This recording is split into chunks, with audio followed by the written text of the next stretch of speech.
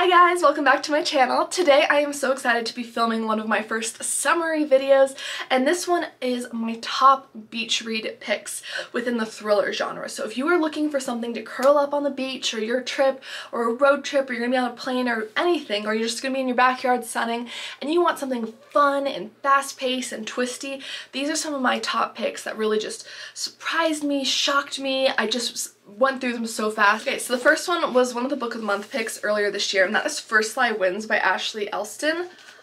Oh my goodness. So this is a domestic thriller, and wow, was this one I could not put down. Like, I think I finished this one night, maybe had to read some in the morning, but it was a very like bingeable, I couldn't put it down kind of read. So basic premise, the less you know the better, but Evie Porter is basically the perfect Southern girl. She's got the lovely boyfriend, the white picket fence, you know, everything a Southern girl would want, right?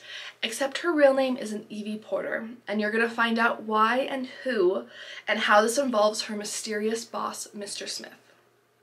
I'm leaving it at that, but I found this to be incredibly bingeable. There are flashbacks to kind of how she led up to where she's at in the book, and I found this to be very, very interesting, and this was just such a couldn't put it down, really fun thriller choice for me. So if that sounds interesting, I would really recommend this. If you are looking for family drama, if you like kind of rich people thrillers with like just obscenely wealthy like craziness, I recently finished this, and this one takes place right around Easter, so it's kind of springy, but I would still recommend this. It's called Not a Happy Family by Sherry Lapina.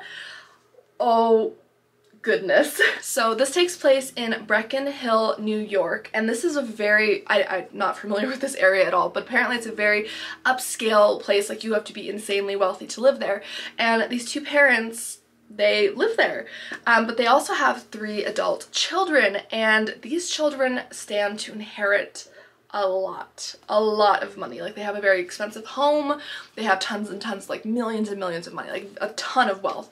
And so you're reading from the perspective of the different kids after, and you know this from the start, so this isn't a spoiler, after the parents are brutally murdered. And so you're watching them being investigated by the detectives, because of course they all have a very good motive because of the giant inheritances that they're getting. So this is a really good one if you like that family drama, if you like, you know, you want that murder mystery element, you get that. I think the ending was fun. I wish it delivered a little bit harder, but I still think it was a really satisfying ending, and I especially just liked the tension and how the siblings developed throughout the book.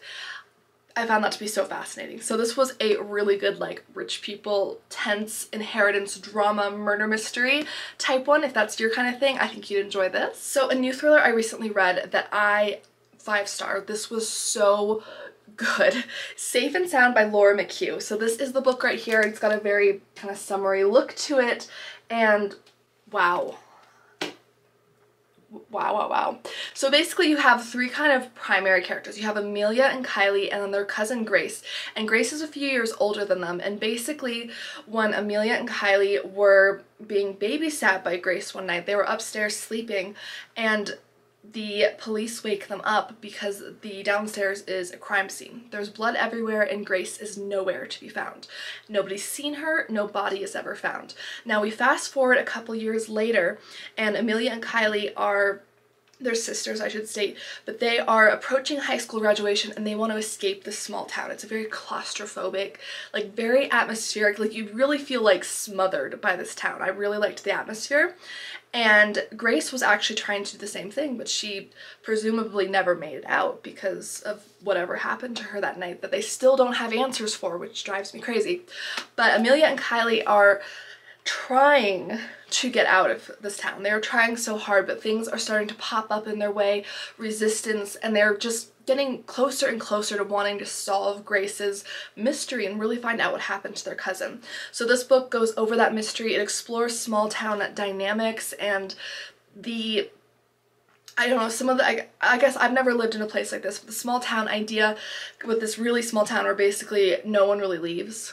Like, you just stay in the small town. That's all you're meant to ever do. And of course there's nothing wrong with staying in a town you grew up with if that's what you want, but this is about women kind of escaping and getting better options. I will say I mean, with any thrillers, look up trigger warnings, but this one had some very strong like assault scenes, so definitely consider that and your comfort level. But I did find this to be a very gripping thriller. Like, I was reading this for a readathon and I flew through it because it was just so intense, and I liked the characters, and I really enjoyed reading flashbacks to the past of Grace, like leading up to the event. I found that to be fascinating. So this was a really cool like character driven thriller that I would recommend. So I actually realized I have 2 Sally Hepworths on here. I find Sally Hepworth to be a very bingeable author. She's one of my favorites for just, if I'm in a reading slump, just a good beachy read, because again, just very fast paced, fun, dramatic, that kind of a thriller writer. So The Younger Wife is one I recently read, and then Darling Girls. Darling Girls is my favorite of the 2, but I still think this is a fun and strong enough one to be on this list. So let's start with The Younger Wife. Basically, The Younger Wife involves the husband-to-be, or the father, depending on who you look at, and he's like a cardiologist or like a heart surgeon. He makes a ton of money, and he has 2 adult daughters, and they are less than thrilled about Heather, who is the younger wife-to-be. They are just shocked because she's about the same age as them, which I could definitely understand. That would be very odd to, I think, have like your father dating or about to be married to someone your age. But then on top of that, their father's current wife, who is their mother, is actually still around. She's in the picture, but she can no longer speak for herself. So you're trying to kind of discover these family secrets. You're trying to discover, is Heather a trophy wife? What are her motives? And then you're learning about the 2 sisters and how they grew up and their past and their current struggles that are a result of the past. And I found the sisters to be such compelling characters. I was really interested in their story. And at the beginning, you know from a very early point that someone at the wedding dies, but you don't know who. And so you're kind of trying to read the events from different points of view leading up to the wedding. So it's very dramatic. I feel like anything bridal reminds me of spring and summer especially, and this was a really fast-paced read for me. Now, Darling Girls. This one hits harder. This one's definitely, I think, a stronger, emotionally, like, your heart's gonna hurt for these characters kind of a book. So the premise for this is we have 3 sisters, so they're foster sisters. We have Jessica, Alice, and Nora, and for their whole life they've been told how lucky they are because they were like taken out of the foster system and living with Miss Fairchild on this beautiful home, and it's like kind of on a farm. It's like very idyllic, and they're just told how lucky they are. It has a pool, everything. Well, things aren't always as they seem, and so now we're flash forwarding to their adulthood, and they are contacted by the police because a body is discovered on the property.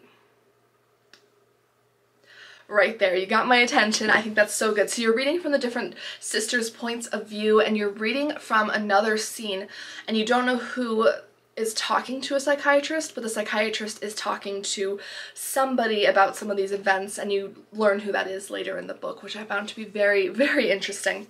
This book it broke my heart in several ways. It was definitely very hard to read with some of the scenes from their childhood, so fair warning on that, but I did find this to be a very gripping, you really feel for these characters.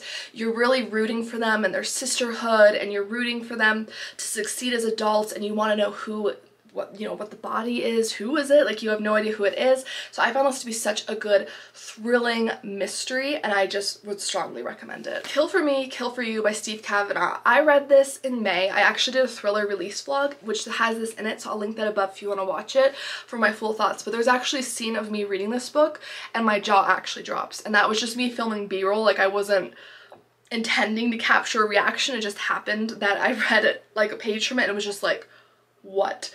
So Kill for Me, Kill for You follows 2 kind of primary storylines. We have one that follows a woman and her husband who are struggling after a brutal home invasion where the woman was home alone and she was just, I mean, horribly attacked, and it is a bit graphic, so please keep that in mind. But we're kind of following her post this attack and how she's just seeing this man everywhere because she remembers his eyes, and it's very foreboding, it's very ominous, it's very intense. And then the other storyline is probably my favorite, but they were both really good, is one kind of following 2 women who are they want to murder a man basically in their life. And that sounds like, wow, that's crazy, but you actually really feel for these women when you hear their stories and why they've gotten to this point. However, they can't get close enough to actually do that deed without getting caught themselves. So one night they agree to switch murders, where one will murder for the other will murder the other person's. And you kind of see how that unfolds. And this one had so many twists and turns. Like, I had several jaw-dropping moments. I read this in one evening, I believe. 5 stars, like, I mean, just a killer thriller. It's called like Hitchcockian on the cover from what I remember, and I would say that's a very apt description. So this one was just wow, it was so twisty, it was so fun. I would really recommend it. Alright, so this one is one I picked because of the theme. I think it makes an especially good pick for a summer reading list, and that is We Love to Entertain by Sarah Strohmeyer. The home of their dreams could prove to be their worst nightmare. I picked this up on a whim at Barnes & Noble a couple months ago, and it delivered. It's fun. So the primary character we're following in this is Erica, and she is an assistant to this couple, Holly and Robert, and they're on this TV show, like a home renovation show, and they're in the top 3 like final contestants. And there is some mixed media in this. You get to read some like newsletters that they send out to their social media following, which I really liked, but you're reading from several perspectives, and Erica is an especially interesting character because she kind of sees the flaws behind the couple, and are they really in love? Is it for social media likes? You know, what's going on? Well, the problem is, to boost their following and stuff, they decide to live stream their wedding. After the wedding, they go dark. Nobody can get a hold of them. And this is, of course, very, very concerning because this is like the week leading up to the finale for this home renovation contest. There's TV people there, and Erica's just panicking and trying to figure out what happened. And that's kind of the basic premise for this. So if you're interested in home renovation at all, I feel like this is a really fun one. I gave it like a strong 3.5 to 4 stars. It was just a fun, fast-paced, entertaining read. I really, really enjoyed the home renovation details and the social media details and like the newsletter. I thought it made it a really unique thriller in its own way. Daughter of Mine by Megan Miranda. So this is her newest release. I checked it out from my library and wow. So this one has some tropes that I absolutely love, and our main setting centers around this place called Mirror Lake, and there's a giant lake in the middle, which to me, anything with water usually feels very summery. And our main character is coming back home for the first time in a very long time. She is the daughter of the sheriff in town, and she is coming back home because he has passed away and she was left the family home. So she's having to face people from her past all of a sudden. She's kind of feeling very uncomfortable, and the strangest thing is that because of some droughts that are happening, the lake levels have been slowly dropping, and they've discovered a car in the lake. And that car might just be her missing mother's car from when she was a child. I'm gonna leave it at that, but I loved the family dynamics, the general drama between family members, the past mystery with her mother. I really, really enjoyed this. I thought it was such a good time. It's my favorite Megan Miranda. It was the only one I've given 5 stars from her, and I just loved it. Okay, so this next one is a little more of a slow burn, I will warn you. But the payoff for this one was so high that I couldn't not include it. And that is The Return of Ellie Black by Emiko Jean. This blew my mind. This truly shocked me on so many levels. And I've read a lot of thrillers, so it's hard to completely shock me and floor me, but this one had me on the floor. So we have kind of 2 primary characters we're following. We have our detective main character, Chelsea Calhoun, and she is kind of on this case when this woman, well, she was a girl when she vanished, but now a woman, named Ellie Black returns. And so unfortunately, with most missing people cases, especially of young women, they usually aren't found alive. So she's very excited when Ellie Black is actually found stumbling around in a forest like a year or 2 after her abduction, and she's alive. But the thing is she won't reveal any details as to what happened to her. And Chelsea is particularly frustrated with this because she wants to help Ellie, she wants to crack the case, she wants to, you know, nab the bad guy or whatever. But her sister also, many years before that, disappeared in a similar way, and she feels like if she can solve Ellie Black's case, maybe she can get some answers about her sister. This one went in a way, like, I had no idea where the book went. At the, like, second half, it went in so many places. I had no idea. I was so shocked, but it was so good. It was so compelling. You really just feel for these characters, and it's just such an interesting thriller. I've never read anything quite like it before, so I really wanted to include it on this list. The Night Side by M.M. DeLuca. So I have this checked out from my library right now. A couple, like, fun kind of tropes right off the bat. There is a scam artist in this. Our main character is Ruby, and after all these years she had run away from home, but she's forced to come back home when her mother, who was a huge scam artist, is gone.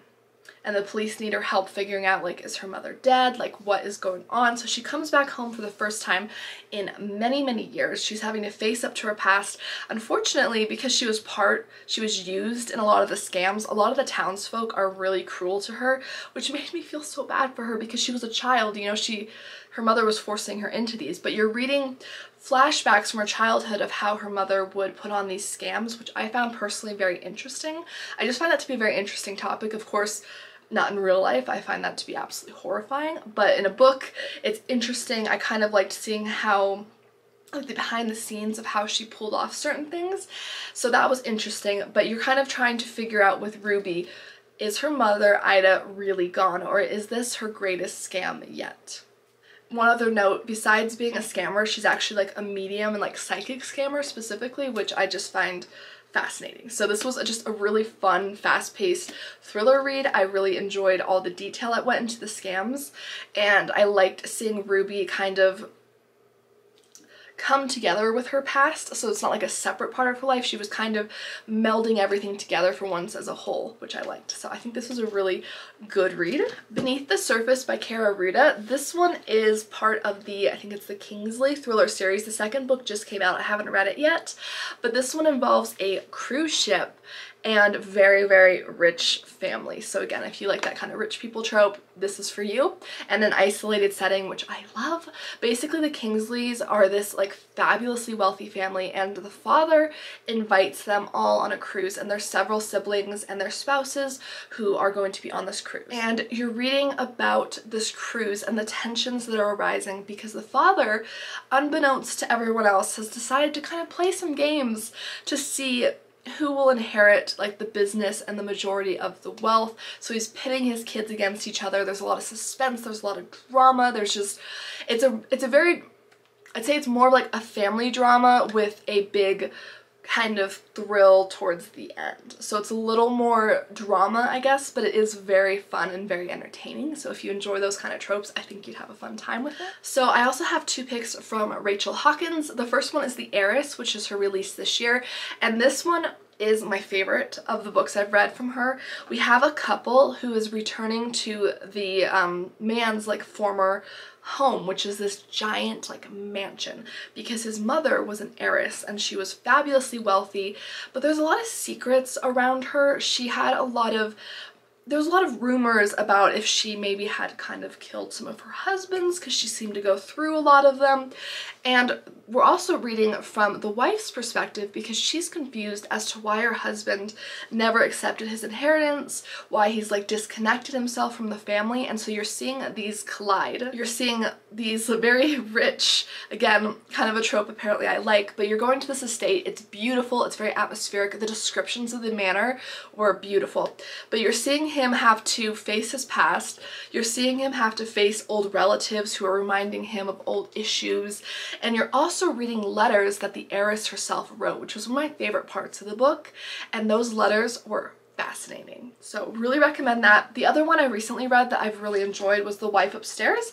This is loosely based on Jane Eyre, and the main character herself is actually named Jane, and so she is very much down on her luck, but she is currently employed as a dog walker in this very wealthy neighborhood. But she ends up meeting this man named Eddie, who is recently widowed, and this is after the mysterious death of his wife and the wife's best friend in like a boating accident like the year prior. And the two of them kind of hit it off, and Jane sees this as an opportunity to maybe get out of her poor circumstances. But is this guy really the charmer that everyone thinks he is? we're gonna find out. We're gonna find out what happened to the wife and the best friend, and it dives into this mysteries.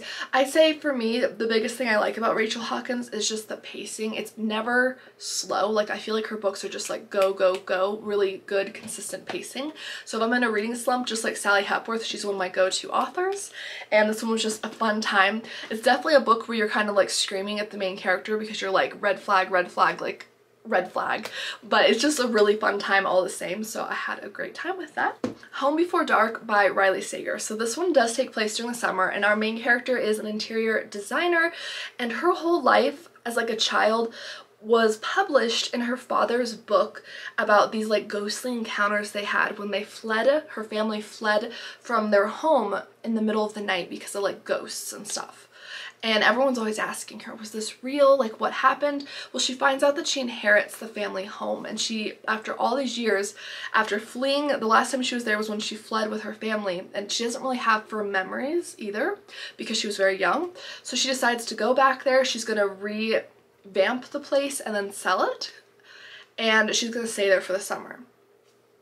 Now, is this the wisest choice? You're gonna find out. This one definitely has some very strong like supernatural vibes to it. It's very creepy. Like, it's definitely one that gives you like goosebumps in my opinion, and it really kind of brings everything to a halt. There's also some rumors about what had happened at this home and estate before the family had moved in there, and that might be why it's like haunted or something. So if you like kind of supernatural elements, if you like very creepy thrillers, I think this is a very, it delivers. It was so creepy. I had goosebumps everywhere. Another one I enjoyed last year was She Started It by Cyan Gilbert. This one is a very like crazy, like kind of fun thriller where we have a group of best friends who have been mysteriously invited to a bachelorette party, and it's all expenses paid, but they're really confused because the person who invites them, the bride, was somebody they were kind of mean to in school. So they're like, why is she inviting us to a bachelorette? But then it's an all expenses like luxury trip to like a tropical island. So they're like, well, let's just go, you know? So they go, and they're cut off on this island. Like, there's no communication really with the outside world. So we have like an isolation trope, and things start to happen, and people start to end up having accidents, and I'll leave it at that. But this one was a very crazy bachelorette party, tropical island, drama, like friendship drama, coming to the past, to the present, like kind of meeting in between, and it was just, it was so fast paced, and it was very wild and kooky, but I loved it. And then to finish it off, I would recommend Listen for the Lie by Amy Tintera. This is so good. So this thriller plays with the idea, what if you thought you murdered your best friend and you got away with it, but you didn't know for sure? That's kind of the general premise. So we have Lucy and Savvy, they're best friends, and one night Lucy is found wandering like the streets of their small town, covered in her best friend's blood. And her best friend is dead. A lot of people think she did it, but there's not enough evidence to convict her. Fast forward to the future, and she is now coming back to this small town, kind of being forced to, and she is now really digging into it, especially when this podcaster named Ben shows up wanting to solve this case and to interview her. And it's bringing up memories and questions that she had at the time, but that were kind of buried because of all of the grief and the shock and just everything emotionally. And so the two of them are kind of on this quest to solve Savvy's murder and what actually happened that night. Really, really love this. Plus, this is a multimedia thriller. We have a really great like podcast segments, so you get to see Ben interviewing different people throughout the town, which I love. I love a good mixed media. I love the podcast element, and I think this was really well done. Alright guys, that is everything. I hope this gave you some inspiration for some beachy summer reads. If you're looking for something to help you get out of a reading slump, or just something fun and very fast-paced, a lot of these I think really deliver. I hope you enjoyed this. Let me know down below, what is your favorite or like biggest summer thriller recommendation? I'm always looking for recommendations from you guys. And don't forget to like and subscribe. I do post new book content every week on my channel, especially within the thriller and like mystery genres, and along with some like cozy reads and reading vlogs. My name is Amy Marie, and thank you guys for watching. Bye!